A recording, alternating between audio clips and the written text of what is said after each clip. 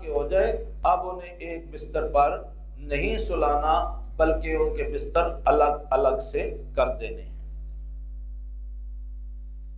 یہ میرے اور آپ کے پیارے آقا علیہ الصلوۃ والسلام کی تربیت کے اندازوں میں سے ایک انداز ہے۔ آج مسجد میں نماز کے حوالے سے اگر ہم بات کریں تو کئی مسجدوں میں لڑائی بھی ہوتی ہے، امام مسجد کو بھی لوگ باتیں کرتے ہیں، نمازیوں کو باتیں کرتے ہیں۔ اب جو چھوٹے بچے ہیں 4 سال کے، 5 سال کے، 3.5 سال کے، ان کو دادا ابو لے آتے ہیں اور صف کے اندر کھڑے کر دیتے ہیں اور لوگ صف کا نظام خراب کر دیتے ہیں، اور ہر دادا ابو اور نانا ابو کا خیال ہوتا ہے کہ یہ 3 سال کا بچہ میں اسے مسجد میں لے جا کے تربیت کروں گا۔ اگر مولوی صاحب کہیں تو کہتے ہیں وہ جی مولوی صاحب مسیتے بچے نے نہیں سیکھنا تھے، کتوں سیکھنا ہے؟ رسول کریم علیہ الصلوۃ والسلام کو حکم ہے بچوں اور پاگلوں سے اپنی مسجدوں کو بچا کر رکھو۔ یہ جو حدیث ہے کیا بتاتی ہے کہ جب بچہ 10 سال کا ہو جائے تب اسے مسجد میں جماعت کے لیے لے گئے۔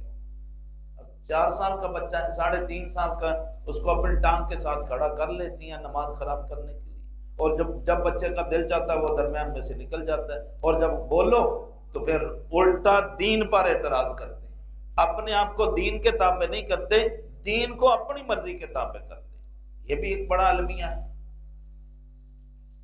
اچھا میرے دوستو، اس پر میں زیادہ اور بحث نہیں کر سکتا، وقت میرے پاس کم ہے۔ تربیت کی بات ہو رہی ہے کہ میرے اور تمہارے آقا سید عالم صلی اللہ تعالی علیہ وسلم کس طرح سے تربیت ہر شعبہ میں میرے اور آپ کے آقا تربیت فرماتے ہیں۔ مسلم شریف جلد نمبر 2 میں 172 نمبر یہ صفحہ ہے۔ حضور اکرم صلی اللہ علیہ وسلم کے آغوش میں پرورش پانے والے حضرت ام المومنین ام سلمہ رضی اللہ تعالی عنہا کے یہ پہلے خامد حضرت ابو سلمہ سے اولاد ہیں، بیٹے ہیں۔ حضرت عمر ان کا نام ہے، چھوٹے بچے ہیں جی، ان کی پرورش میرے آقا کے گھر میں ہوتی ہے۔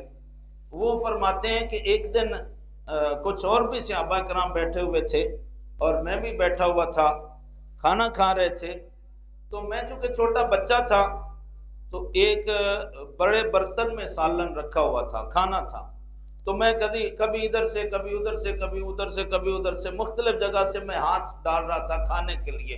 تو میرے آقا علیہ الصلوۃ والسلام نے بڑی محبت سے اور پیار اور شفقت بھرے لہجے میں فرمایا، بچے بسم اللہ الرحمن الرحیم پڑھ کر کھاؤ اور اپنے آگے سے برتن سے کھانا کھاؤ۔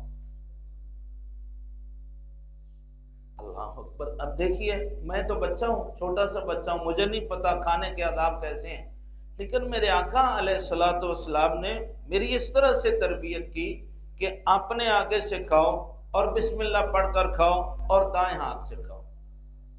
اس وقت ہم دیکھتے ہیں، اب میرج حال میں شادی میں جاتے ہیں، بارات پہ جاتے ہیں، ولیمہ میں جاتے ہیں، 10ویں کے ختم میں جاتے ہیں، ادھر ادھر کے غمی خوشی کے جہاں اجتماعی کھانا ہوتا ہے تو وہاں ہم بھی جاتے ہیں۔ اب ہم آنکھوں پر پٹی تو نہیں باندھ سکتے، تو کوئی تمیز نہیں ہوتی، کھڑے ہو کے کھا رہے ہیں، بائیں ہاتھ سے کھا رہے ہیں، بائیں ہاتھ سے پی رہے ہیں۔ بھئی کیوں؟ آپ مسلمان ہیں، آپ رسول کریم صلی اللہ علیہ وسلم کی امتی ہیں، آپ مومن ہیں، آپ کو تربیت ہونی چاہیے، آپ کو پتہ ہونا چاہیے آپ کے پیارے آقا صلی اللہ علیہ وسلم کیا فرما رہے ہیں۔ اس بچے کے ذریعے پوری امت کی تربیت کر دی کہ بھائی جب اکٹھا کھانا ہو تو اپنے آگے سے سب ایک ہی برتن میں کھانا ہے، کسی بھی قسم کا کھانا ہے تو وہ سارا ایک ہی طرح کا کھانا ہے، تو پھر ادھر سے سارے برتن میں ہاتھ ڈالنے کا کوئی مطلب نہیں ہے۔